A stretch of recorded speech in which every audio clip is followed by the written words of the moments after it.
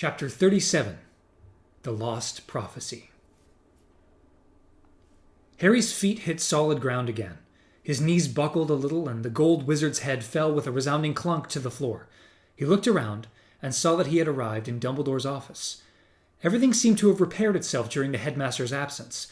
The delicate silver instruments stood again upon the spindle-legged tables, puffing and whirring serenely. The portraits of the headmasters and headmistresses were snoozing in their frames, heads lolling back in armchairs or against the edge of their pictures. Harry looked through the window. There was a cool line of pale green along the horizon. Dawn was approaching. The silence and the stillness, broken only by the occasional grunt or snuffle of a sleeping portrait, was unbearable to him. If his surroundings could have reflected the feelings inside him, the pictures would have been screaming in pain. He walked around the quiet, beautiful office, breathing quickly, trying not to think, but he had to think. There was no escape. It was his fault. Sirius had died. It was all his fault. If he, Harry, had not been stupid enough to fall for Voldemort's trick, if he had not been so convinced that what he had seen in his dream was real, if he had only opened his mind to the possibility that Voldemort was, as Hermione had said, banking on Harry's love of playing the hero. It was unbearable. He would not think about it. He could not stand it.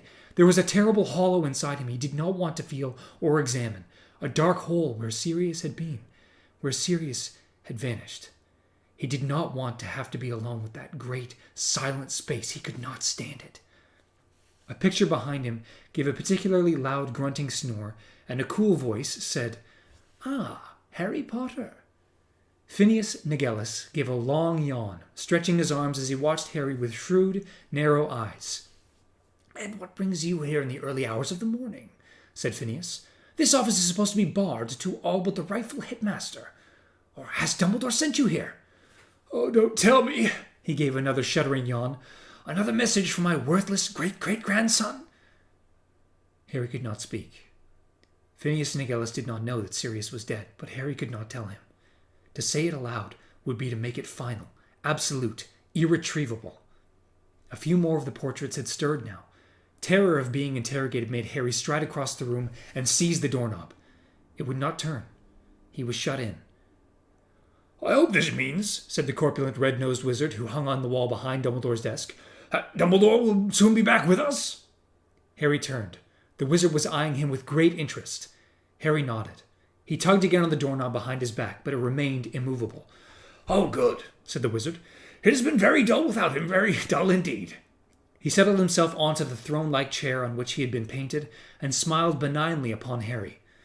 "Dumbledore thinks very highly of you, as I'm sure you know," he said comfortably. "Oh, yes, holds you in great esteem." The guilt filling the whole of Harry's chest like some monstrous, weighty parasite now writhed and squirmed. Harry could not stand this. He could not stand being Harry anymore. He had never felt more trapped inside his own head and body, never wished so intensely that he could be somebody, anybody else. The empty fireplace burst into emerald green flame, making Harry leap away from the door, staring at the man spinning inside the grate. As Dumbledore's tall form unfolded itself from the fire, the wizards and witches on the surrounding walls jerked awake. Many of them gave cries of welcome. "Thank you," said Dumbledore softly. He did not look at Harry at first, but walked over to the perch beside the door and withdrew from an inside pocket of his robes the tiny, ugly, featherless fox, whom he placed gently on the tray of soft ashes beneath the golden post where the full-grown fox usually stood. "Well, Harry," said Dumbledore, finally turning away from the baby bird, "you will be pleased to hear that none of your fellow students are going to suffer lasting damage from the night's events."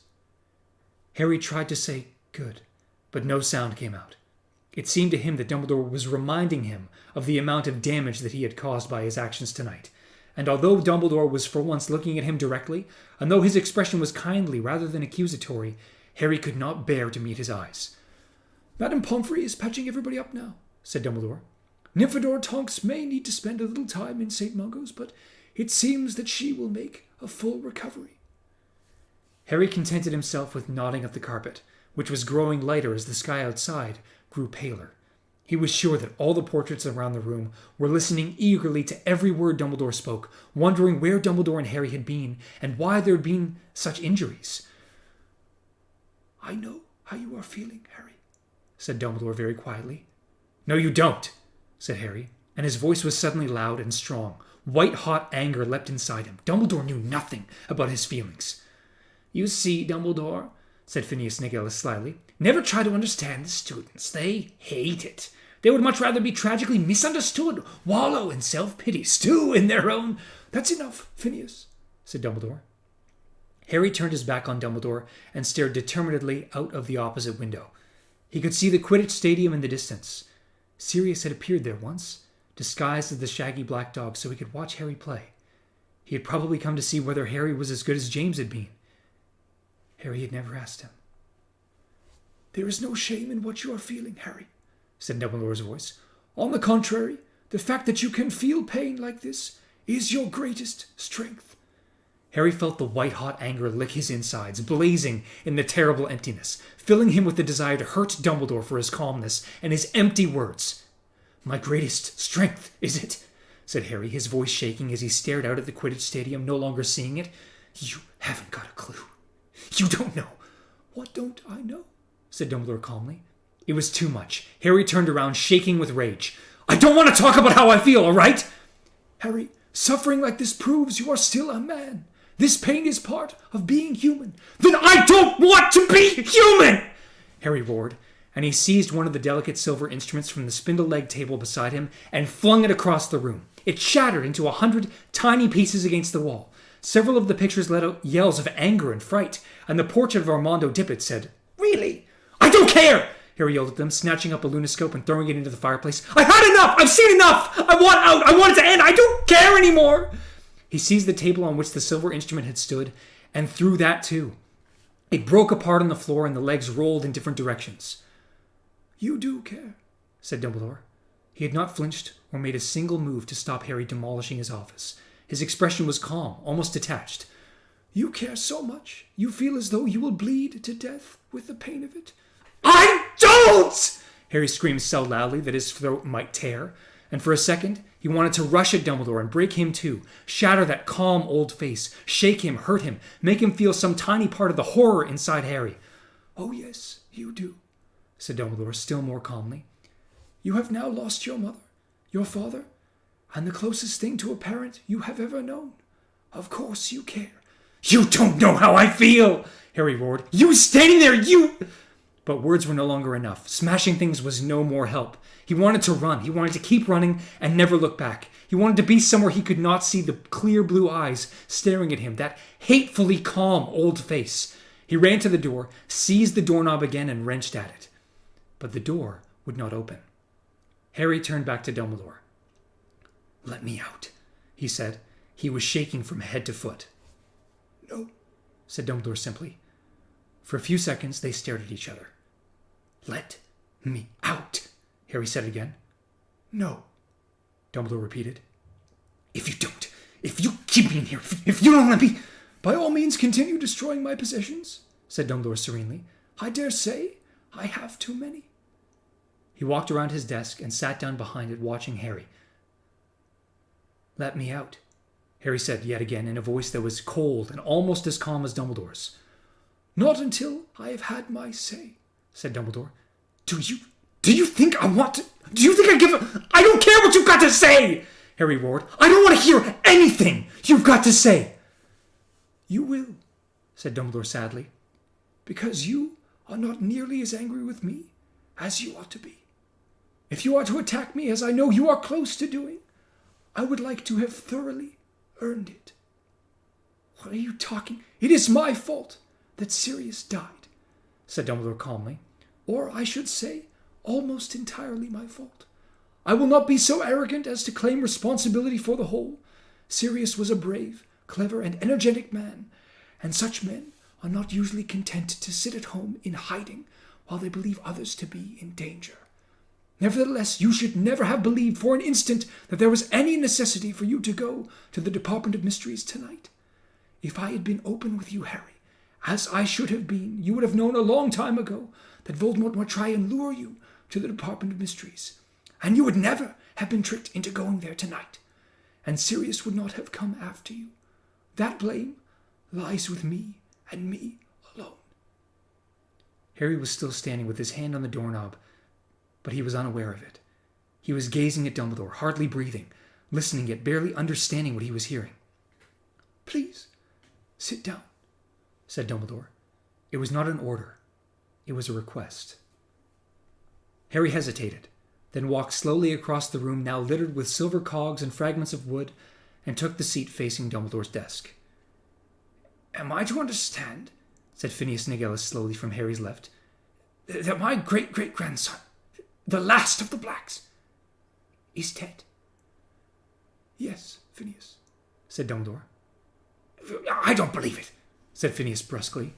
Harry turned his head in time to see Phineas marching out of his portrait, and knew that he had gone to visit his other painting in Grimmauld Place.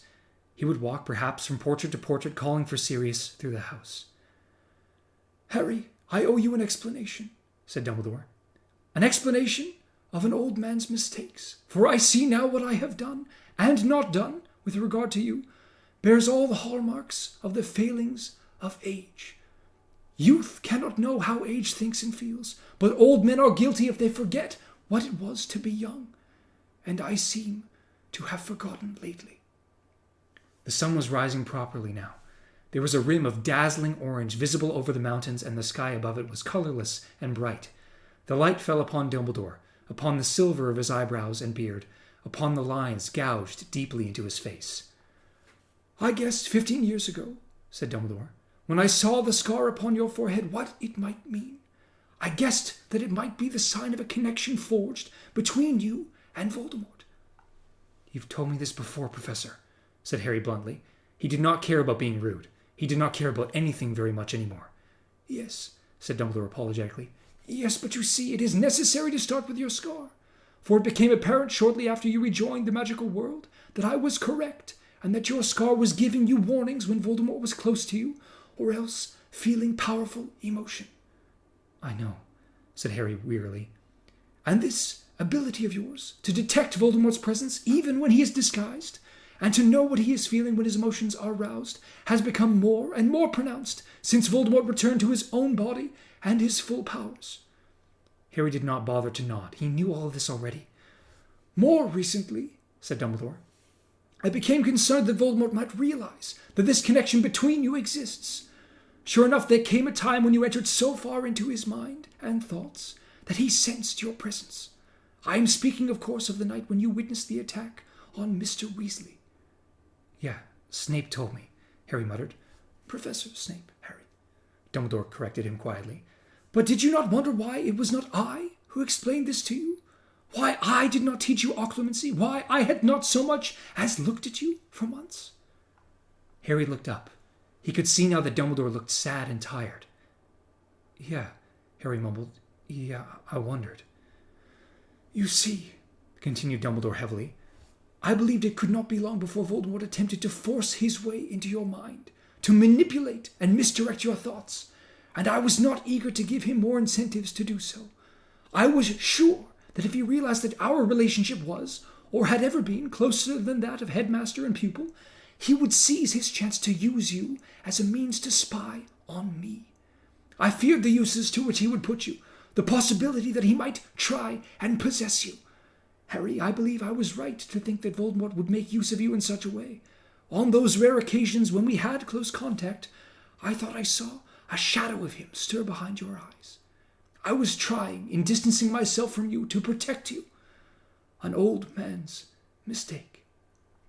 Harry remembered the feeling that a dormant snake had risen in him, ready to strike on those occasions when he and Dumbledore made eye contact. "Voldemort's aim in possessing you, as he demonstrated tonight, would not have been my destruction. It would have been yours. He hoped, when he possessed you briefly a short while ago, that I would sacrifice you in the hope of killing him." He sighed deeply. Harry was letting the words wash over him. He would have been so interested to know all of this a few months ago, and now it was meaningless compared to the gaping chasm inside him that was the loss of Sirius. None of it mattered.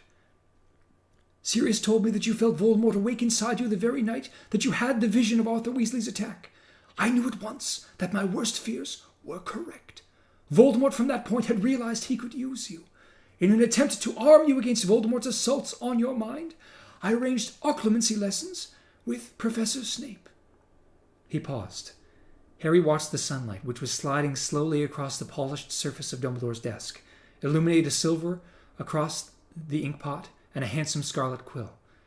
Harry could tell that the portraits all around them were awake and listening raptly to Dumbledore's explanation. He could hear the occasional rustle of robes, the slight clearing of a throat. Phineas Nigellus had still not returned.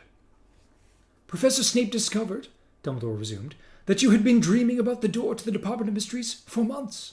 Voldemort, of course, had been obsessed with the possibility of hearing the prophecy ever since he regained his body. And as he dwelled on the door, so did you, though you did not know what it meant. And then you saw Rookwood, who worked in the Department of Mysteries before his arrest, telling Voldemort what we had known all along, that the prophecies held in the Ministry of Magic are heavily protected. Only the people to whom they refer can lift them from their shelves without suffering madness.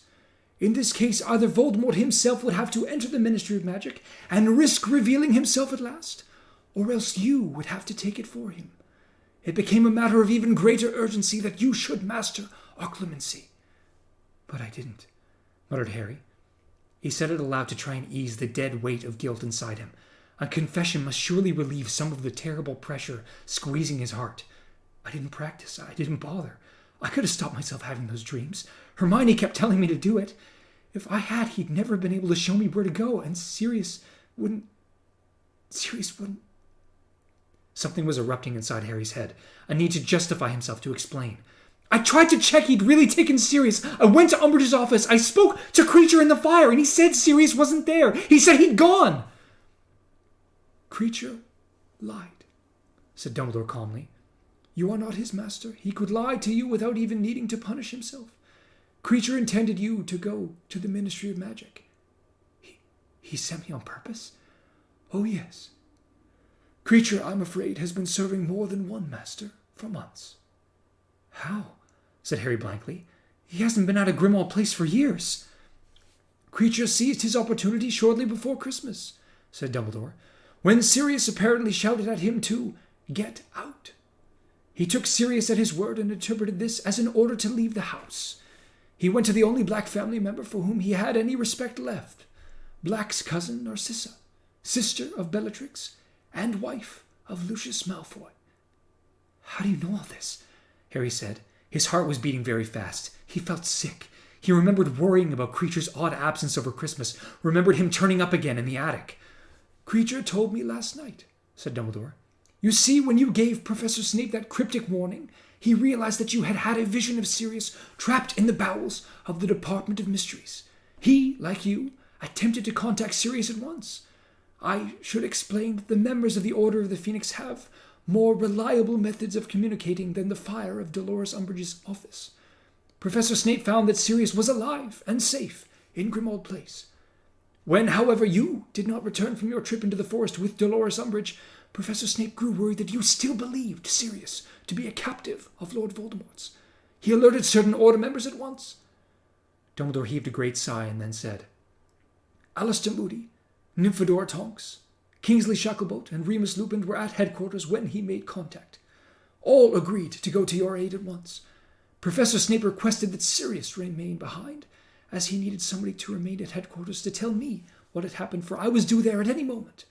In the meantime, he, Professor Snape, intended to search the forest for you. But Sirius did not wish to remain behind while the others went to search for you. He delegated to Kreacher the task of telling me what had happened.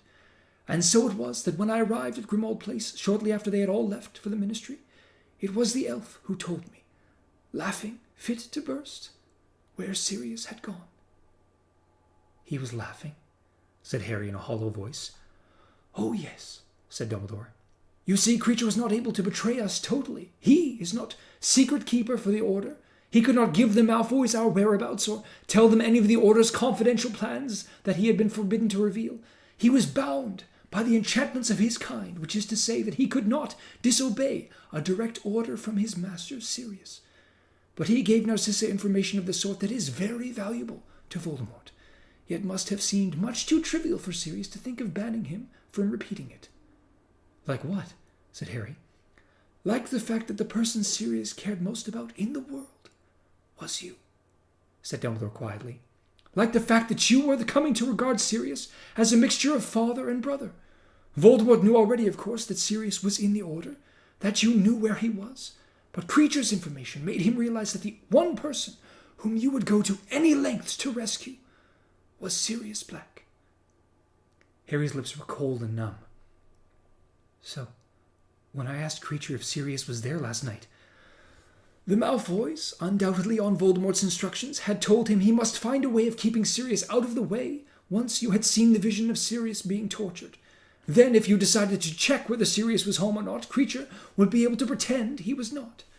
Kreacher injured Buckbeak the Hippogriff yesterday, and at the moment when you made your appearance in the fire, Sirius was upstairs trying to tend to him. There seemed to be very little air in Harry's lungs. His breathing was quick and shallow. And Kreacher told you all this? And laughed, he croaked. He did not wish to tell me, said Dumbledore, but I am a sufficiently accomplished legilimens myself to know when I am being lied to, and I persuaded him to tell me the full story before I left for the Department of Mysteries. And, whispered Harry, his hands curled in cold fists on his knees, and Hermione kept telling us to be nice to him. She was quite right, Harry, said Dumbledore. I warned Sirius when we adopted 12 Grimmauld Place as our headquarters that Kreacher must be treated with kindness and respect. I also told him that Kreacher could be dangerous to us. I do not think that Sirius took me very seriously, or that he ever saw Kreacher as a being with much feelings as acute as a human's. Don't you talk about Sirius like... Harry's breath was constricted. He could not get the words out properly, but the rage that had subsided so briefly had flared in him again. He would not let Dumbledore criticize Sirius. Kreacher's a lying foul! He deserved... Kreacher is what he has been made by wizards, Harry, said Dumbledore. Yes, he is to be pitied. His existence has been as miserable as your friend Dobby's. He was forced to do Sirius's bidding because Sirius was the last of the family to which he was enslaved, but he felt no true loyalty to him. And whatever Kreacher's faults, it must be admitted that Sirius did nothing to make Kreacher's lot easier. Don't talk about Sirius like that! Harry yelled. He was on his feet again, furious, ready to fly at Dumbledore, who had plainly not understood Sirius at all, how brave he was, how much he had suffered. What about Snape? Harry spat. You're not talking about him, are you? When I told him Voldemort had Sirius, he just sneered at me as usual. Harry, you know that Professor Snape had no choice but to pretend not to take you seriously in front of Dolores Umbridge, said Dumbledore steadily. But as I have explained, he informed the Order as soon as possible about what you had said. It was he who deduced where you had gone when you did not return from the forest. It was he, too, who gave Professor Umbridge fake Veritaserum when she was attempting to force you to tell of Sirius's whereabouts. Harry disregarded this. He felt a savage pleasure in blaming Snape. It seemed to be easing his own sense of dreadful guilt, and he wanted to hear Dumbledore agree with him. Snape goaded Sirius about staying in the house. He made him feel like a coward. Sirius was much too old and clever to have allowed such feeble taunts to hurt him, said Dumbledore. Snape stopped giving me occlumency lessons, Harry snarled. He threw me out of the office. I am aware of it, said Dumbledore heavily. I have already said that it was a mistake for me not to teach you myself, though I was sure at the time that nothing could have been more dangerous than to open your mind even further to Voldemort while in my presence. Snape made it way worse. My scar always hurt worse after lessons with him. Harry remembered Ron's thoughts on the subject and plunged on. How do you know he wasn't trying to soften me up for Voldemort? Make it easier for him to get inside my... I trust Severus Snape, said Dumbledore simply. But I forgot another old man's mistake, that some wounds run too deep for the healing. I thought Professor Snape could overcome his feelings about your father. I was wrong. But that's okay, is it? Yelled Harry, ignoring the scandalized faces and disapproving mutterings of the portraits covering the walls. It's okay for Snape to hate my dad, but it's not okay for Sirius to hate Kreacher. Sirius did not hate Kreacher, said Dumbledore. He regarded him as a servant unworthy of much interest or notice. Indifference and neglect often do much more damage than outright dislike. The fountain we destroyed tonight told a lie. We wizards have mistreated and abused our fellows for too long, and we are now reaping our reward. So Sirius deserved what he got, did he? Harry yelled. I did not say that, nor will you ever hear me say it, Dumbledore replied quietly. Sirius was not a cruel man. He was kind to house elves in general. He had no love for Kreacher because Kreacher was a living reminder of the home Sirius had hated. Yeah, he did hate it, said Harry, his voice cracking, turning his back on Dumbledore and walking away. The sun was bright inside the room now, and the eyes of all the portraits followed him as he walked, without realizing what he was doing, without seeing the office at all. You made him stay shut up in that house, and he hated it. That's why he wanted to get out last night. I was trying to keep Sirius alive, said Dumbledore quietly. People don't like being locked up, Harry said furiously, rounding on him. You did it to me all last summer. Dumbledore closed his eyes and buried his face in his long-fingered hands. Harry watched him, but his uncharacteristic sign of exhaustion or sadness or whatever it was from Dumbledore did not soften him. On the contrary, he felt angrier that Dumbledore was showing signs of weakness. He had no business being weak when Harry wanted to rage and storm at him. Dumbledore lowered his hands and surveyed Harry through his half-moon glasses. It is time, he said, for me to tell you what I should have told you 5 years ago, Harry. Please, sit down. I am going to tell you everything. I ask only a little patience. You will have your chance to rage at me, to do whatever you like when I have finished. I will not stop you. Harry glared at him for a moment, then flung himself back into the chair opposite Dumbledore and waited. Dumbledore stared for a moment at the sunlit grounds outside the window, then looked back at Harry and said, 5 years ago you arrived at Hogwarts, Harry, safe and whole, as I planned and intended. Well, not quite whole. You had suffered. I knew you would when I left you on your aunt and uncle's doorstep. I knew I was condemning you to 10 dark and difficult years. He paused. Harry said nothing. You might ask, and with good reason, why it had to be so. Why could some wizarding family not have taken you in? Many would have done so more than gladly, would have been honored and delighted to raise you as a son. My answer is that my priority was to keep you alive. You were in more danger than perhaps anyone but myself realized. Voldemort had been vanquished hours before, but his supporters, and many of them almost as terrible as he, were still at large, angry, desperate, and violent. And I had to make my decision too with regard to the years ahead. Did I believe that Voldemort was gone forever? No. I knew not whether it would be 10, 20, or 50 years before he returned, but I was sure he would do so. And I was sure too, knowing him as I have done, that he would not rest until he killed you. I knew that Voldemort's knowledge of magic is perhaps more extensive than any wizard alive. I knew that even my most complex and powerful protective spells and charms were unlikely to be invincible if he ever returned to full power. But I knew too where Voldemort was weak, and so I made my decision.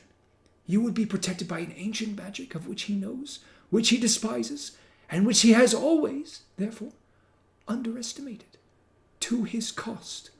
I am speaking, of course, of the fact that your mother died to save you. She gave you a lingering protection that he never expected, a protection that flows in your veins to this day. I put my trust, therefore, in your mother's blood. I delivered you to her sister, her only remaining relative.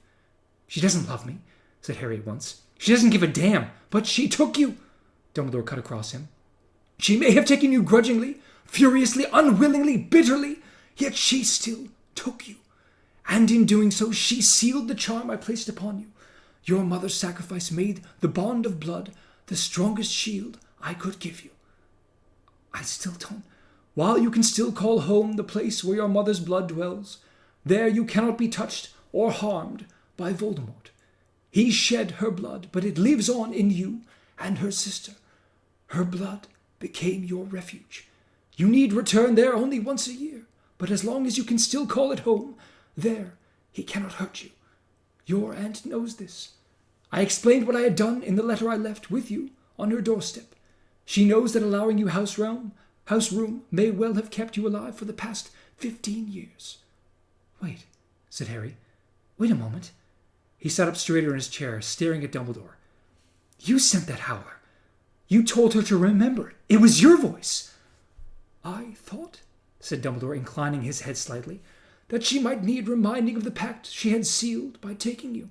I suspect the Dementor attack might have awoken her to the dangers of having you as a surrogate son. It did, said Harry quietly. Well, my uncle more than her. He wanted to chuck me out, but after the howler came, she said I had to stay. He stared at the floor for a moment, then said, What's that got to do with... He could not say Sirius's name. 5 years ago, then, continued Dumbledore, as though he had not paused in his story, you arrived at Hogwarts neither as happy nor as well nourished as I would have liked, perhaps, yet alive and healthy. You were not a pampered little prince, but as normal a boy as I could have hoped under the circumstances.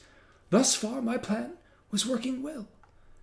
And then, well, you will remember the events of your first year at Hogwarts quite as clearly as I do. You rose magnificently to the challenge that faced you, and sooner, much sooner than I had anticipated, you found yourself face to face with Voldemort. You survived again.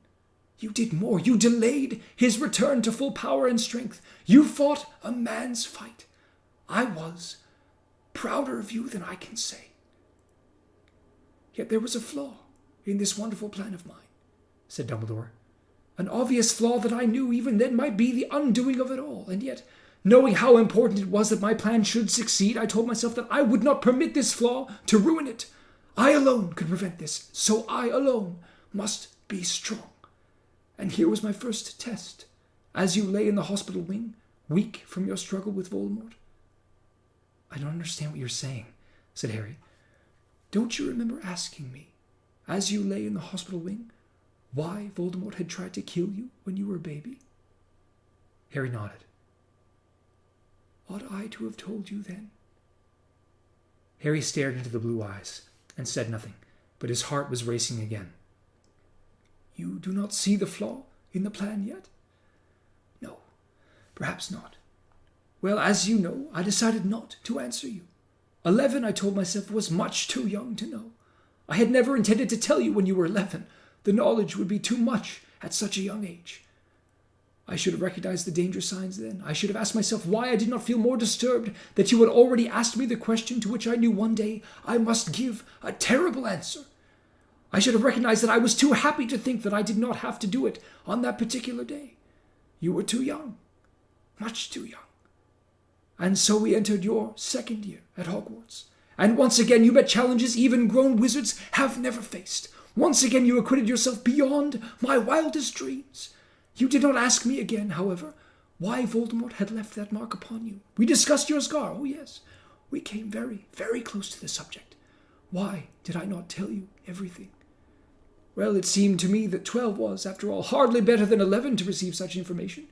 I allowed you to leave my presence blood-stained, exhausted, but exhilarated, and I felt a twinge of unease that I ought, perhaps, have told you then. It was swiftly silenced. You were still so young, you see, and I could not find it in me to spoil that night of triumph. Do you see, Harry? Do you see the flaw in my brilliant plan now? I had fallen into the trap I had foreseen, that I had told myself I could avoid, that I must avoid. I cared about you too much, said Dumbledore simply. I cared more for your happiness than your knowing the truth, more for your peace of mind than my plan, more for your life than the lives that might be lost if the plan failed. In other words, I acted exactly as Voldemort expects we fools who love to act. Is there a defense? I defy anyone who has watched you as I have, and I have watched you more closely than you can have imagined, not to want to save you more pain than you had already suffered. What did I care if numbers of nameless and faceless people and creatures were slaughtered in the vague future, if in the here and now you were alive and well and happy? I never dreamed that I would have such a person on my hands. We entered your third year. I watched from afar as you struggled to repel Dementors, as you found Sirius, learned what he was, and rescued him. Was I to tell you then, at the moment when you had triumphantly snatched your godfather from the jaws of the Ministry? But now, at the age of 13, my excuses were running out. Young you might be, but you had proved you were exceptional. My conscience was uneasy, Harry. I knew the time must come soon. But you came out of the maze last year, having watched Cedric Diggory die, having escaped death so narrowly yourself, and I did not tell you. Though I knew now Voldemort had returned, I must do it soon. And now, tonight, I know you have long been ready for the knowledge I have kept from you for so long, because you have proved that I should have placed the burden upon you before this. My only defense is this. I have watched you struggling under more burdens than any student who has ever passed through this school, and I could not bring myself to add another. the greatest one of all. Harry waited, but Dumbledore did not speak. I still don't understand. Voldemort tried to kill you when you were a child because of a prophecy made shortly before your birth. He knew the prophecy had been made, though he did not know its full contents. He set out to kill you when you were still a baby, believing he was fulfilling the terms of the prophecy. He discovered to his cost that he was mistaken when the curse intended to kill you backfired. And so, since his return to his body, and particularly since your extraordinary escape from him last year, he has been determined to hear that prophecy in its entirety. This is the weapon he has been seeking so assiduously since his return. The knowledge of how to destroy you. The sun had risen fully now. Dumbledore's office was bathed in it. The glass case in which the sword of Godric Gryffindor resided gleamed white and opaque. The fragments of the instruments Harry had thrown to the floor glistened like raindrops, and behind him the baby fox made a soft chirruping noise in the nest of the ashes. The prophecy's smashed, Harry said blankly. I was pulling Neville up those benches in the room where the archway was, and I ripped his robes and it fell. The thing that smashed was merely a record of the prophecy kept by the Department of Mysteries. But the prophecy was made to somebody, and that person has the means of recalling it perfectly. Who heard it? Asked Harry, though he thought he knew the answer already. I did, said Dumbledore. On a cold, wet night 16 years ago, in a room above the bar at the Hogshead Inn. I had gone there to see an applicant for the post of divination teacher, though it was against my inclination to allow the subject of divination to continue at all. The applicant, however, was the great-great-granddaughter of a very famous, very gifted seer, and I thought it common politeness to meet her. I was disappointed. It seemed to me that she had not a trace of the gift herself. I told her courteously, I hope, that I did not think she would be suitable for the post. I turned to leave. Dumbledore got to his feet and walked past Harry to the black cabinet that stood beside Fawkes's perch. He bent down, slid back a catch, and took from inside it the shallow stone basin, carved with runes around the edges, in which Harry had seen his father tormenting Snape. Dumbledore walked back to the desk, placed the pensieve upon it, and raised his wand to his own temple. From it he withdrew silvery, gossamer-fine strands of thought clinging to the wand, and deposited them in the basin. He sat back down behind his desk, and watched his thoughts swirl and drift inside the pensieve for a moment. Then, with a sigh, he raised his wand and prodded the silvery substance with its tip. A figure rose out of it, draped in shawls, her eyes magnified to enormous size behind her glasses, and she revolved slowly, her feet in the basin. But when Sybil Trelawney spoke, it was not her usual ethereal mystic voice, but in the harsh, hoarse tones Harry had heard her use once before. The one with the power to vanquish the Dark Lord approaches, born to those who have thrice defied him, born as the 7th month dies. And the Dark Lord will mark him as his equal, but he will have power the Dark Lord knows not, and either must die at the hand of the other, for neither can live while the other survives. The one with the power to vanquish the Dark Lord will be born as the 7th month dies. The slowly revolving Professor Trelawney sank back into the silver mass below and vanished. The silence within the office was absolute. Neither Dumbledore nor Harry nor any of the portraits made a sound. Even Fawkes had fallen silent. Professor Dumbledore? Harry said very quietly, for Dumbledore, still staring at the pensieve, seemed completely lost in thought. Did that mean... What did that mean? It meant, said Dumbledore, that the only person who has the only chance of conquering Lord Voldemort for good was born at the end of July, nearly 16 years ago. This boy would be born to parents who had already defied Voldemort 3 times. Harry felt as though something was closing in upon him. His breathing seemed difficult again. It means me?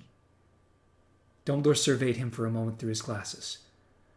The odd thing is, Harry, he said softly, that it may not have meant you at all. Sybil's prophecy could have applied to 2 wizard boys, both born at the end of July that year, both of whom had parents in the Order of the Phoenix, both sets of parents having narrowly escaped Voldemort 3 times. One, of course, was you. The other was Neville Longbottom. But then why was it my name on the prophecy and not Neville's? The official record was relabeled after Voldemort's attack on you as a child, said Dumbledore. It seemed plain to the keeper of the Hall of the Prophecy that Voldemort could only have tried to kill you because he knew you to be the one to whom Sybil was referring. Then it might not be me, said Harry. I am afraid, said Dumbledore slowly, looking as though every word cost him great effort, that there is no doubt that it is you. But you said Neville was born at the end of July too, and his mum and dad. You're forgetting the next part of the prophecy, the final identifying feature of the boy who could vanquish Voldemort. Voldemort himself would mark him as his equal. And so he did, Harry. He chose you, not Neville. He gave you the scar that has proved both blessing and curse. But he might have chosen wrong, said Harry. He might have marked the wrong person. He chose the boy he thought most likely to be a danger to him, said Dumbledore. And notice this, Harry. He chose not the pureblood, which according to his creed is the only kind of wizard worth being or knowing, but the half-blood, like himself. He saw himself in you before he had ever seen you, and in marking you with that scar he did not kill you, as he intended, but gave you powers and a future, which have fitted you to escape him not once, but 4 times so far, something that neither your parents nor Neville's parents ever achieved. Why did he do it then? Said Harry, who felt cold and numb. Why did he try and kill me as a baby? He should have waited to see whether Neville or I looked more dangerous when we were older and tried to kill whoever it was then. That might indeed have been the more practical course, said Dumbledore. Except that Voldemort's information about the prophecy was incomplete. The Hogshead Inn, which Sybil chose for its cheapness, has long attracted, shall we say, a more interesting clientele than the Three Broomsticks. As you and your friends found out to your cost, and I to mine that night, it is a place where it is never safe to assume you are not being overheard. Of course, I had not dreamed when I set out to meet Sybil Trelawney that I would hear anything worth overhearing. Our one stroke of good fortune was that the eavesdropper was detected only a short way into the prophecy and thrown from the building. So he only heard the first part. The part foretelling the birth of a boy in July to parents who had thrice defied Voldemort. Consequently, he could not warn his master that to attack you would be to risk transferring power to you, again marking you as his equal. So Voldemort never knew that there might be danger in attacking you, that it might be wise to wait or learn more. He did not know that you would have power the Dark Lord knows not. But I don't, said Harry in a strangled voice. I haven't any powers he hasn't got. I couldn't fight the way he did tonight. I can't possess people or kill them. There is a room in the Department of Mysteries, interrupted Dumbledore, that is kept locked at all times. It contains a force that is at once more wonderful and more terrible than death, than human intelligence, than forces of nature. It is also, perhaps, the most mysterious of the many subjects for study that reside there. It is the power held within that room that you possess in such quantities, and Voldemort has none at all. The power that took you to save Sirius tonight. The power also saved you from possession by Voldemort because he could not bear to reside in a body so full of the force he detests. In the end, it mattered not that you could not close your mind. It was your heart that saved you. Harry closed his eyes. If he had not gone to save Sirius, Sirius would not have died. More to stave off the moment when he would have to think of Sirius again, Harry asked, without caring much about the answer. At the end of the prophecy, it was something about neither can live while the other survives, said Dumbledore. So, said Harry, dredging up the words from what felt like a deep well of despair inside him. So does that mean that one of us has got to kill the other one in the end? Yes, said Dumbledore. For a long time, neither of them spoke. Somewhere far beyond the office walls, Harry could hear the sounds of voices, students heading down to the Great Hall for an early breakfast, perhaps. It seemed impossible that there could be people in the world who still desired food, who laughed, who neither knew nor cared that Sirius Black was gone forever. Sirius seemed 1,000,000 miles away already, even if a part of Harry still believed that if he had only pulled back that veil, he would have found Sirius looking back at him, greeting him, perhaps with his laugh like a bark. "I feel I owe you another explanation, Harry," said Dumbledore hesitantly. "You may perhaps have wondered why I never chose you as a prefect. I must confess that I rather thought you had enough responsibility to be going on with." Harry looked up at him and saw a tear trickling down Dumbledore's face into his long silver beard. Chapter 38. The Second War Begins. He who must not be named returns. In a brief statement Friday night, Minister of Magic Cornelius Fudge confirmed that he who must not be named has returned to this country and is active once more. "It is with great regret that I must confirm that the wizard styling himself Lord... well, you know what I mean, is alive and among us again," said Fudge, looking tired and flustered as he addressed reporters. "It is with almost equal regret that we report the mass revolt of the Dementors of Azkaban, who have shown themselves averse to continuing in the Ministry's employ. We believe that the Dementors are currently taking direction from Lord Thingy. We urge the magical population to remain vigilant. The Ministry is currently publishing guides to elementary home and personal defense that will be delivered free to all wizarding homes within the coming month." The minister's statement was met with dismay and alarm from the wizarding community, which as recently as last Wednesday was receiving ministry assurances that there was no truth whatsoever in these persistent rumors that you-know-who is operating amongst us once more. Details of the events that led to the ministry's turnaround are still hazy, though it is believed that he who must not be named and a select band of followers, known as Death Eaters, gained entry to the Ministry of Magic itself on Thursday evening. Albus Dumbledore, newly reinstated headmaster of Hogwarts School of Witchcraft and Wizardry, reinstated member of the International Confederation of Wizards, and reinstated chief warlock of the Wizengamot, was unavailable for comment last night. He has insisted for a year that you-know-who was not dead, as was widely hoped and believed, but recruiting followers once more for a fresh attempt to seize power. Meanwhile, the boy who lived. "There you are, Harry. I knew they'd drag you into it somehow," said Hermione, looking over the top of the paper at him. They were in the hospital wing. Harry was sitting on the end of Ron's bed, and they were both listening to Hermione read the front page of the Sunday Prophet. Ginny, whose ankle had been mended in a trice by Madame Pomfrey, was curled up at the foot of Hermione's bed.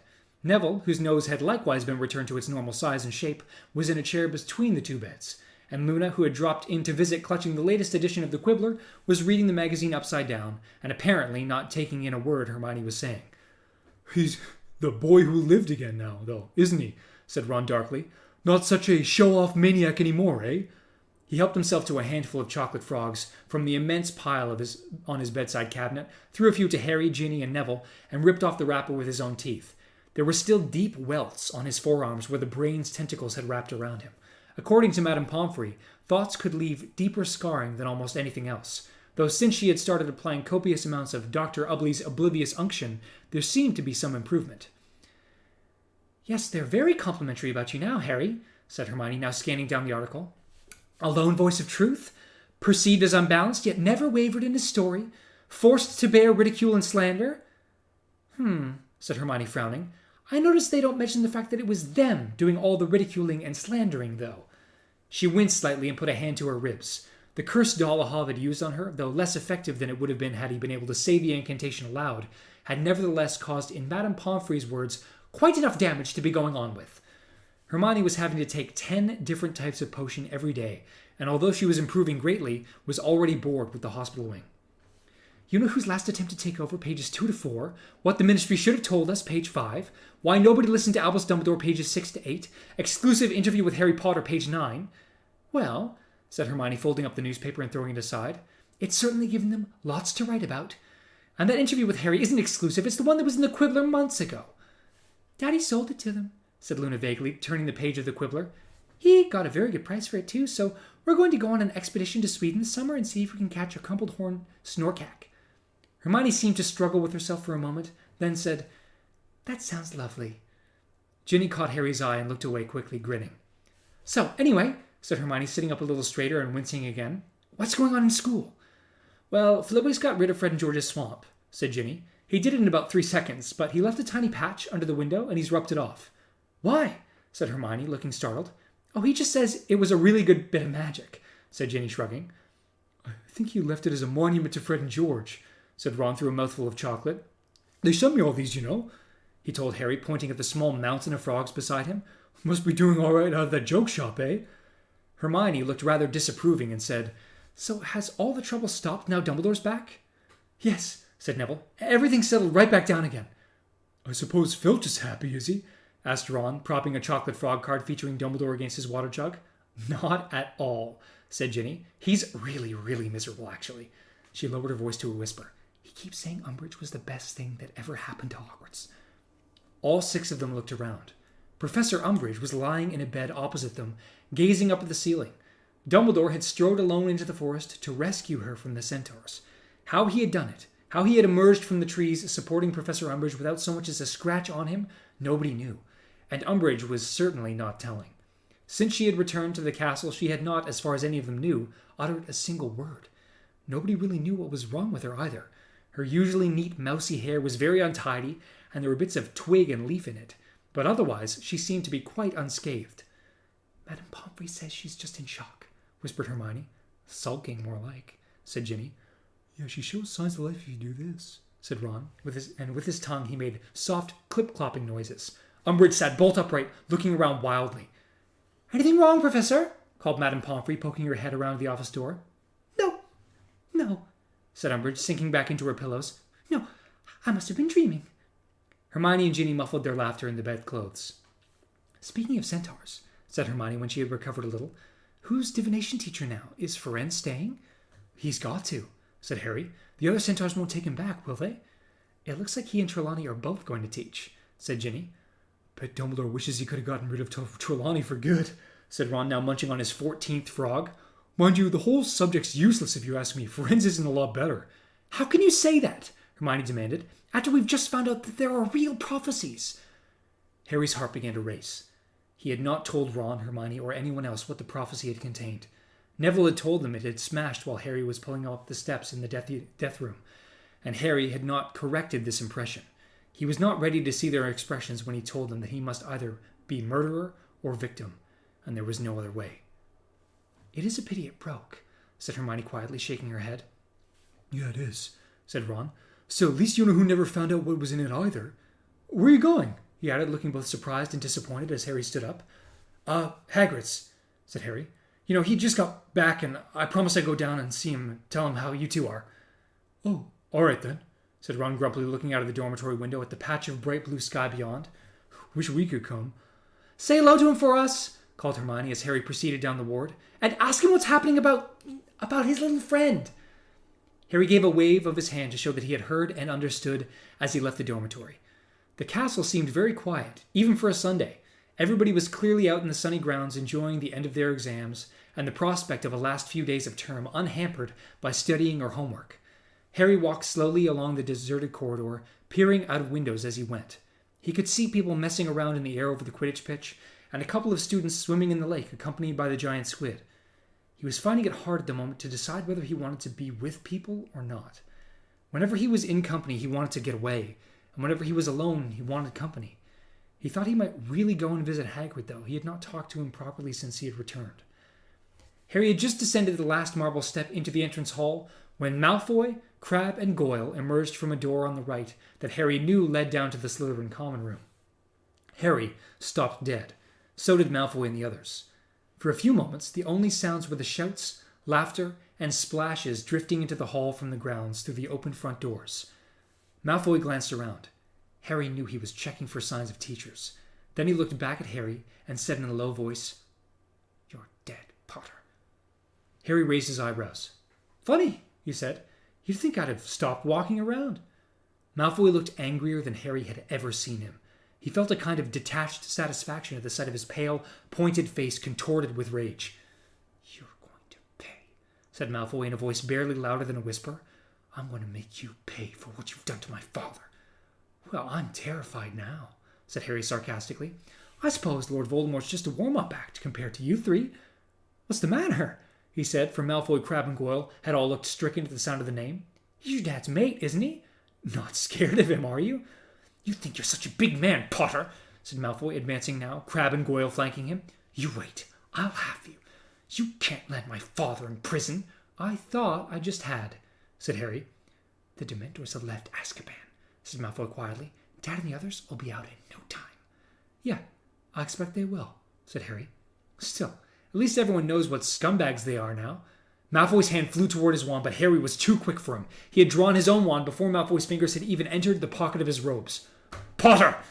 A voice rang across the entrance hall. Snape had emerged from the staircase leading down to his office, and at the sight of him, Harry felt a great rush of hatred beyond anything he felt toward Malfoy. Whatever Dumbledore said, he would never forgive Snape. Never. What are you doing, Potter? Said Snape coldly as ever, as he strode over to the four of them. I'm trying to decide what curse to use on Malfoy, sir, said Harry fiercely. Snape stared at him. Put that wand away at once, he said curtly. 10 points from Griff... Snape looked toward the giant hourglasses on the walls and gave a sneering smile. Ah, I see there are no longer any points left in the Gryffindor hourglass to take away. In that case, Potter, we will simply have to add some more. Professor McGonagall had just stumped up the stone steps into the castle. She was carrying a tartan carpetbag in one hand and leaning heavily on a walking stick with her other, but otherwise looked quite well. Professor McGonagall, said Snape striding forward. Out of St. Mungo's, I see. Yes, Professor Snape, said Professor McGonagall, shrugging off her travelling cloak. I'm quite as good as new. You too. Crab, go on. She beckoned them forward imperiously, and they came, shuffling their large feet and looking awkward. Here, said Professor McGonagall, thrusting her carpetbag into Crabbe's chest and her cloak into Goyle's. Take these up to my office for me. They turned and stumped away up the marble staircase. Right then, said Professor McGonagall, looking up the hourglass on the wall. Well, I think Potter and his friends ought to have 50 points apiece for alerting the world to the return of you-know-who. What say you, Professor Snape? What? Snapped Snape, though Harry knew he had heard perfectly well. Oh, well, I suppose. So that's 50 each for Potter, the two Weasleys, Longbottom, and Miss Granger, said Professor McGonagall, and a shower of rubies fell down into the bottom bulb of Gryffindor's hourglass as she spoke. Oh, and 50 for Miss Lovegood, I suppose, she added, and a number of sapphires fell into Ravenclaw's glass. Now, you wanted to take 10 for Mr. Potter, I think, Professor Snape, so there we are. A few rubies retreated into the upper bulb, leaving a respectable amount below nevertheless. Well, Potter, Malfoy, I think you ought to be outside on a glorious day like this, Professor McGonagall continued briskly. Harry did not need telling twice. He thrust his wand back inside his robes and headed straight for the front doors without another glance at Snape and Malfoy. The hot sun hit him with a blast as he walked across the lawns toward Hagrid's cabin. Students lying around the grass, sunbathing, talking, reading the Sunday Prophet, and eating sweets looked up at him as he passed. Some called out to him, or else waved, clearly eager to show that they, like the Prophet, had decided he was something of a hero. Harry said nothing to any of them. He had no idea how much they knew of what had happened 3 days ago, but he had so far avoided being questioned and preferred it that way. He thought at first when he knocked on Hagrid's cabin door that he was out, but then Fang came charging around the corner and almost bowled him over with the enthusiasm of his welcome.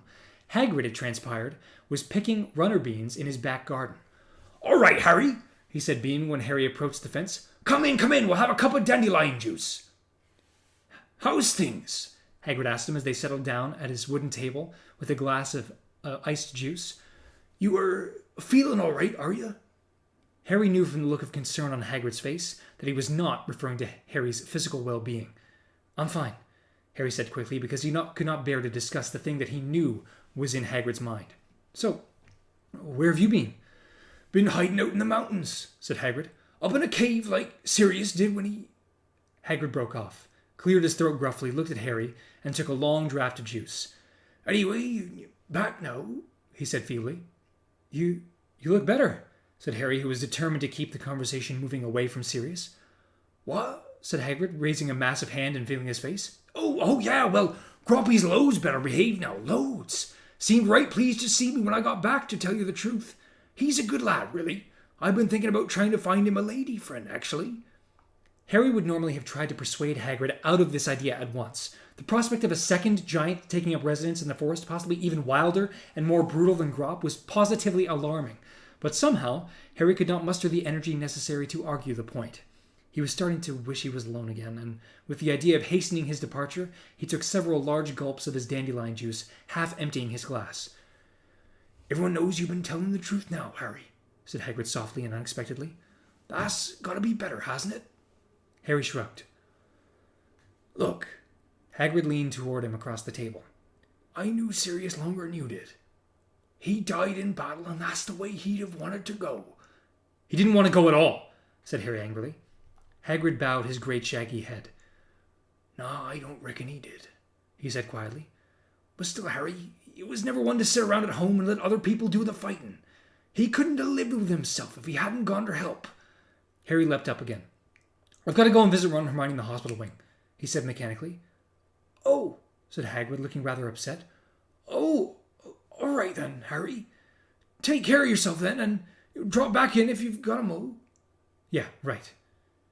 Harry crossed to the door as fast as he could and pulled it open. He was out in the sunshine again before Hagrid had finished saying goodbye and walked away across the lawn. Once again, people called out to him as he passed. He closed his eyes for a few moments, wishing they would all just vanish, that he could open his eyes and find himself alone in the grounds. A few days ago, before his exams had finished, and he had seen the vision of Voldemort planted in his mind, he would have given almost anything for the wizarding world to know that he had been telling the truth, for them to believe that Voldemort was back, and know that he was neither a liar nor mad. Now, however, he walked a short way around the lake, sat down on its bank, sheltered from the gaze of passerby behind a tangle of shrubs, and stared out over the gleaming water, thinking. Perhaps the reason he wanted to be alone was because he had felt isolated from everybody since his talk with Dumbledore. An invisible barrier separated him from the rest of the world. He had always been, a marked man. It was just that he had never really understood what that meant. And yet sitting here on the edge of the lake, with the terrible weight of grief dragging at him, with the loss of Sirius so raw and fresh inside, he could not muster any great sense of fear. It was sunny, and the grounds around him were full of laughing people. And even though he felt as distant from them as though he belonged to a different race, it was still very hard to believe, as he sat here, that his life must include, or end, in murder. He sat there for a long time, gazing out at the water, trying not to think about his godfather, or to remember that it was directly across from here, on the opposite bank, that Sirius had collapsed, trying to fend off 100 Dementors. The sun had fallen before he realized that he was cold. He got up and returned to the castle, wiping his face on his sleeves as he went. Ron and Hermione left the hospital wing completely cured 3 days before the end of term. Hermione showed signs of wanting to talk about Sirius, but Ron tended to make hushing noises every time she mentioned his name. Harry was not sure whether or not he wanted to talk about his godfather yet. His wishes varied with his mood. He knew one thing, though.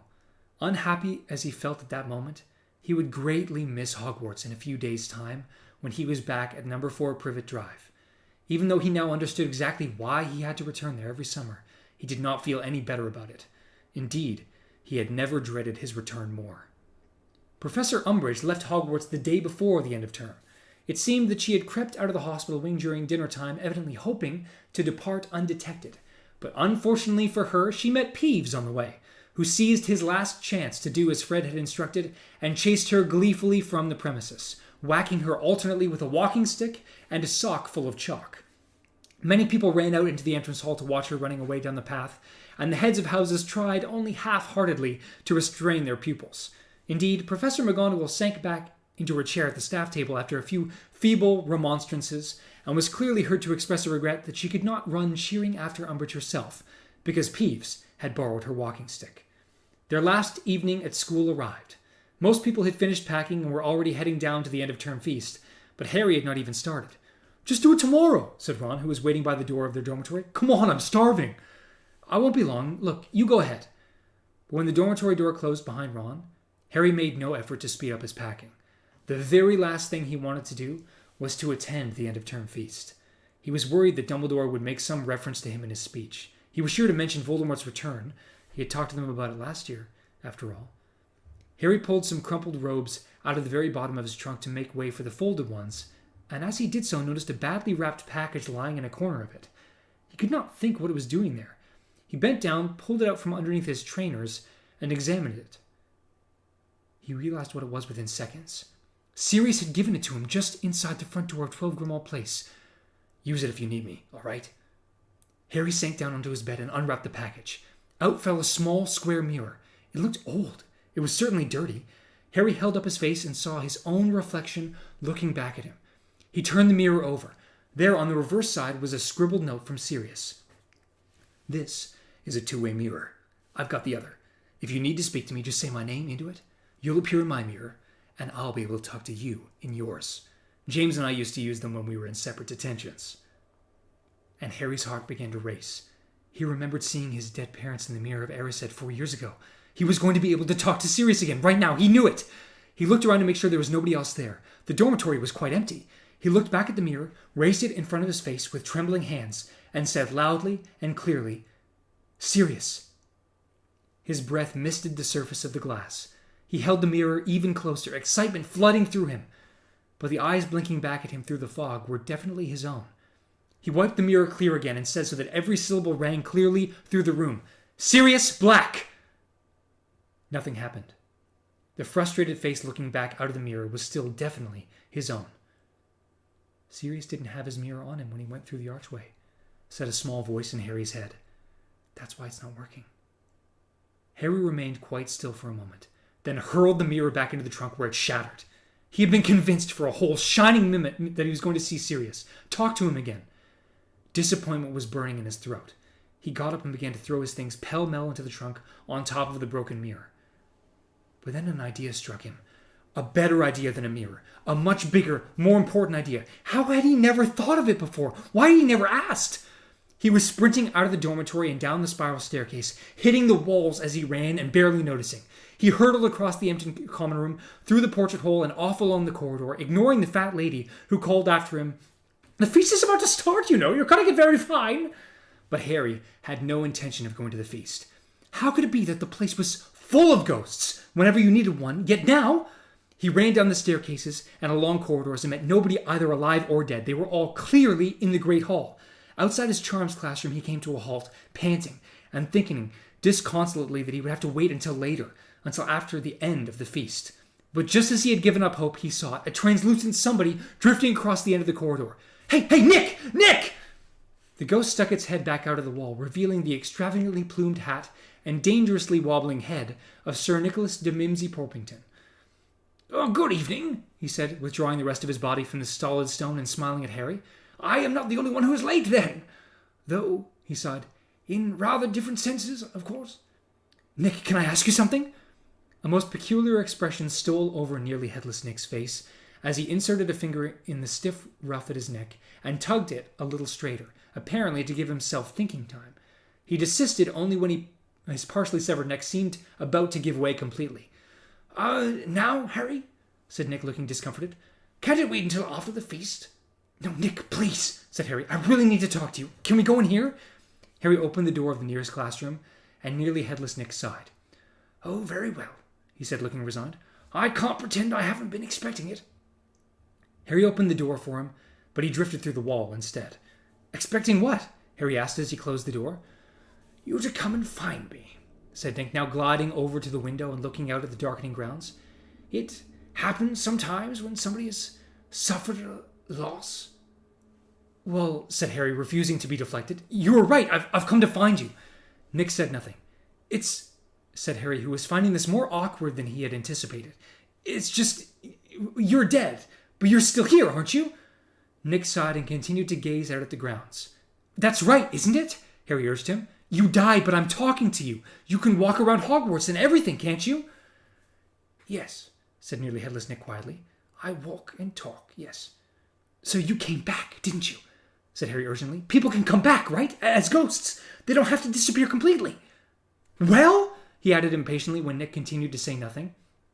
Nearly headless Nick hesitated, then said, "Not everyone can come back as a ghost." "What do you mean?" said Harry quickly. Only wizards." "Oh!" said Harry, and he almost laughed with relief. "Well, that's okay then. The person I'm asking about is a wizard, so he can come back, right?" Nick turned away from the window and looked mournfully at Harry. "He won't come back." "Who?" "Sirius Black," said Nick. "But you did," said Harry angrily. "You came back. You're dead, and you didn't disappear."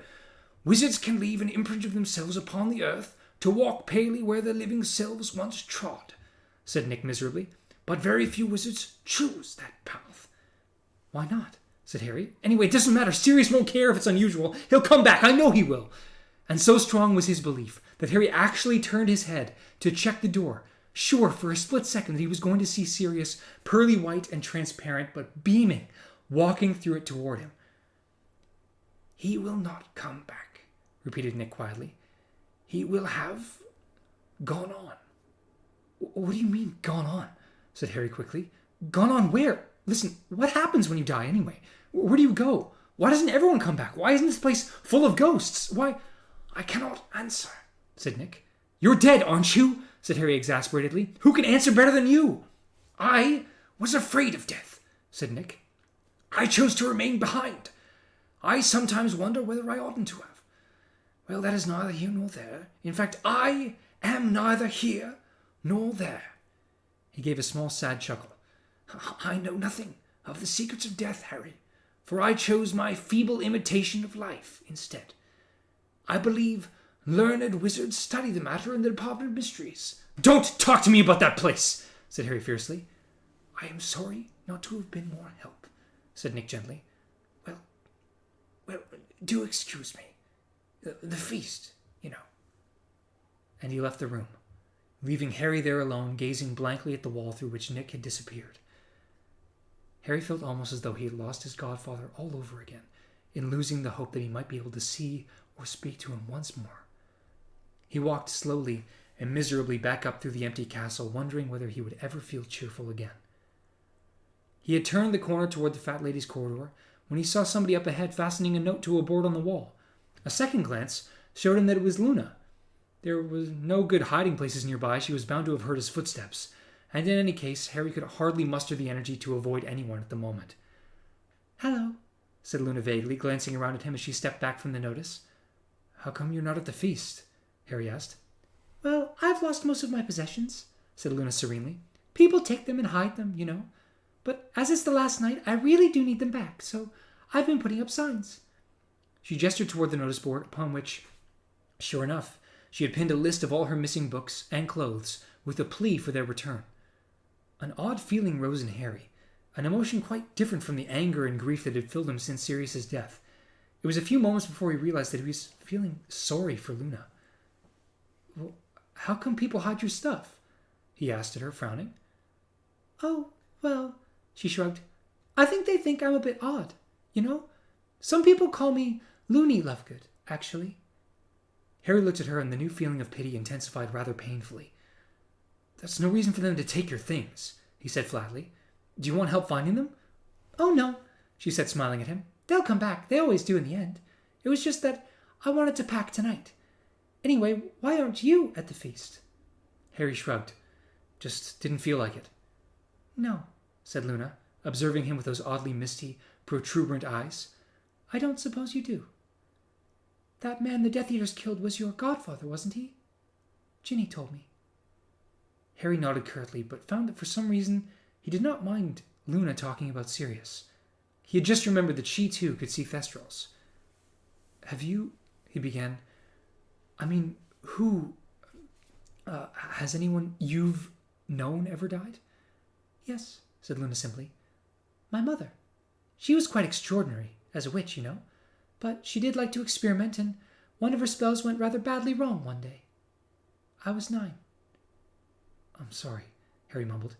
"Yes, it was rather horrible," said Luna conversationally. "I still feel very sad about it sometimes. But I've still got Dad. And anyway, it's not as though I'll never see Mum again, is it?" Isn't it?" said Harry uncertainly. She shook her head in disbelief. "Oh, come on. You heard them. Just behind the veil, didn't you?" "You mean in that room with the archway? They were just lurking out of sight, that's all.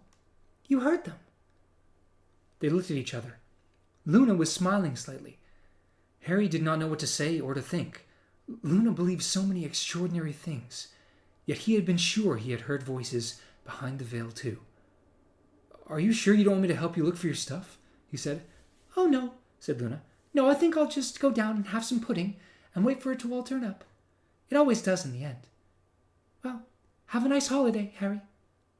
Yeah, you too." She walked away from him, and as he watched her go, he found that the terrible weight in his stomach seemed to have lessened slightly. The journey home on the Hogwarts Express next day was eventful in several ways. Firstly, Malfoy, Crabbe, and Goyle, who had clearly been waiting all week for the opportunity to strike without teacher witnesses, attempted to ambush Harry halfway down the train as he made his way back from the toilet.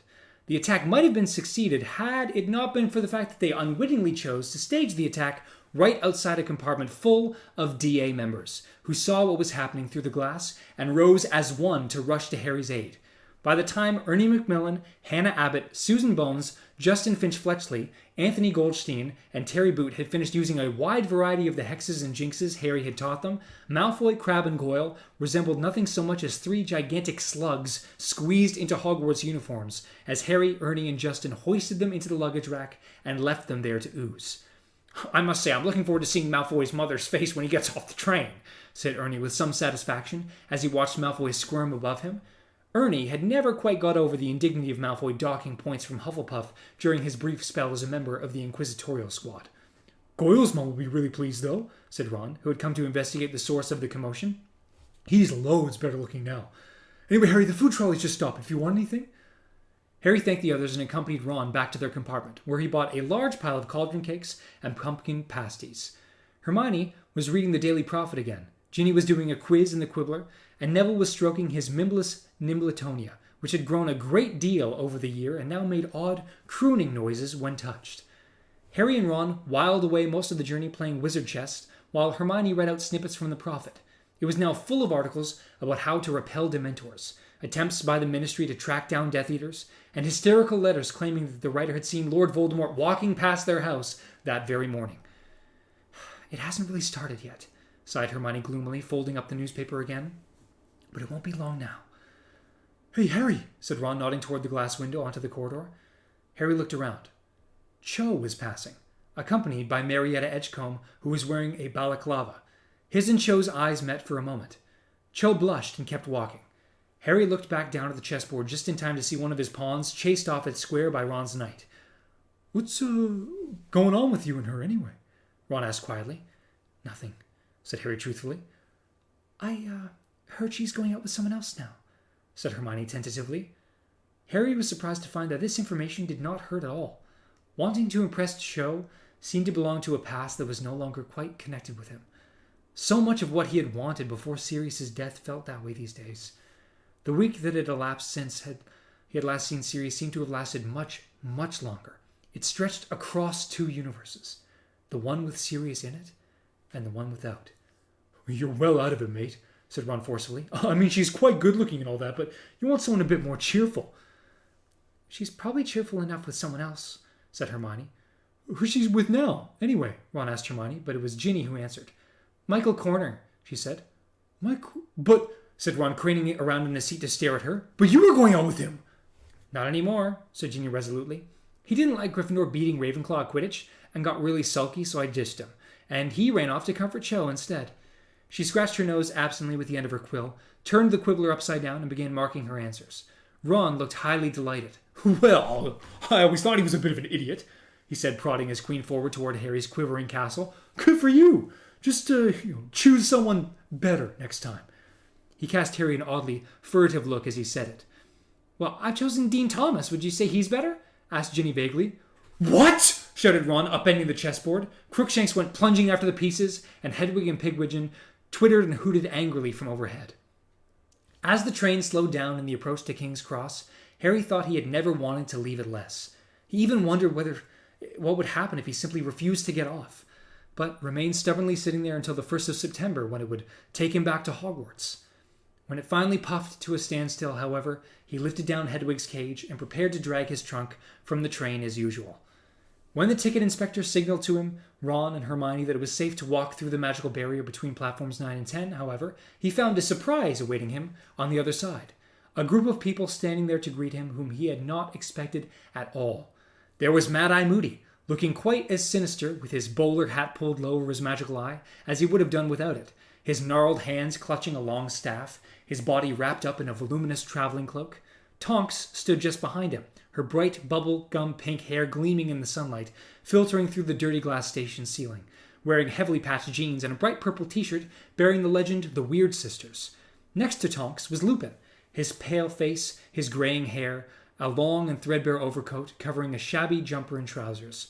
At the front of the group stood Mr. and Mrs. Weasley dressed in their muggle best, and Fred and George, who were both wearing brand new jackets in some lurid green, scaly material. "Ron, Ginny!" called Mrs. Weasley, hurrying forward and hugging her children tightly. "Oh, and Harry, dear, how are you?" "Fine," lied Harry, and she pulled him into a tight embrace. Over her shoulder he saw Ron goggling at the twins' new clothes. "What are they supposed to be?" he asked, pointing at the jackets. "Finest dragon skin, little bro," said Fred, giving his zip a little tweak. "Business is booming, and we thought we'd treat ourselves." "Hello, Harry," said Lupin, as Mrs. Weasley let go of Harry and turned to greet Hermione. "Hi," said Harry. "I didn't expect... What are you all doing here?" "Well," said Lupin with a slight smile, "we thought we might have a little chat with your aunt and uncle before letting them take you home." "I don't know if that's a good idea," said Harry at once. "Oh, I think it is," growled Moody, who had limped a little closer. "That'll be them, will it, Potter?" He pointed with his thumb over his shoulder. His magical eye was evidently peering through the back of his head and his bowler hat. Harry leaned an inch or so to the left to see where Mad-Eye was pointing, and there, sure enough, were the three Dursleys, who looked positively appalled to see Harry's reception committee. "Ah, Harry!" said Mr. Weasley, turning from Hermione's parents, whom he had been greeting enthusiastically and who were taking it in turns to hug Hermione. "Well, shall we do it then?" "Yeah, I reckon so, Arthur," said Moody. He and Mr. Weasley took the lead across the station toward the place where the Dursleys stood, apparently rooted to the floor. Hermione disengaged herself gently from her mother to join the group.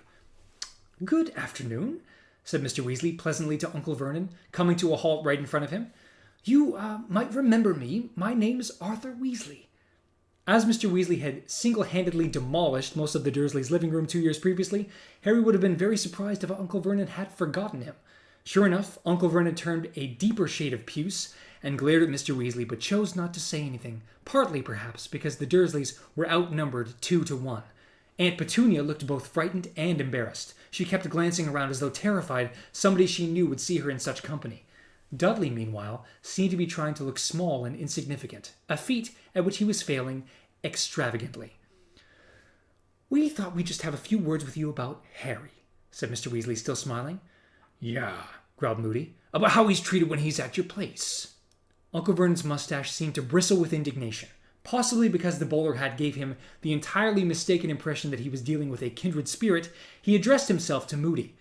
"I am not aware that it is any of your business what goes on in my house." "I expect you're not aware of would fill several books, Dursley," growled Moody. "Anyways, that's not the point," interjected Tonks, whose pink hair seemed to offend Aunt Petunia more than all the rest put together, for she closed her eyes rather than look at her. "The point is, if we find out that you've been horrible to Harry, and make no mistake, we'll hear about it," added Lupin pleasantly. "Yes," said Mr. Weasley, "even if you won't let Harry use the Fairytone." "Telephone," whispered Hermione. "Yeah, if we get any hint that Potter's been mistreated in any way, you'll have us to answer to," said Moody. Uncle Vernon swelled ominously. His sense of outrage seemed to outweigh even his fear of this bunch of oddballs. "Are you threatening me, sir?" he said so loudly that passerby actually turned to stare. "Yes, I am," said Mad-Eye, who seemed rather pleased that Uncle Vernon had grasped this fact so quickly. "And do I look like the kind of man who can be intimidated?" barked Uncle Vernon. "Well," said Moody, pushing back his bowler hat to reveal his sinisterly revolving magical eye. Uncle Vernon leapt backward in horror and collided painfully with a luggage trolley. "Yes, I'd have to say you do, Dursley." He turned from Uncle Vernon to Harry. "So, Potter, give us a shout if you need us. If we don't hear from you for 3 days in a row, we'll send someone along." Aunt Petunia whimpered piteously. It could not have been plainer that she was thinking of what the neighbors would say if they caught sight of these people marching up the garden path. "Bye then, Potter," said Moody, grasping Harry's shoulder for a moment with a gnarled hand. "Take care, Harry," said Lupin quietly. "Keep in touch." "Harry, we'll have you away from there as soon as we can," Mrs. Weasley whispered, hugging him again. "Yeah, well, we'll see you soon, mate," said Ron anxiously, shaking Harry's hand. "Really soon, Harry," said Hermione earnestly. "We promise." Harry nodded. He somehow could not find words to tell them what it meant to him to see them all ranged there, on his side. Instead, he smiled, raised a hand in farewell, turned around, and led the way out of the station toward the sunlit street, with Uncle Vernon, Aunt Petunia, and Dudley hurrying along in his wake.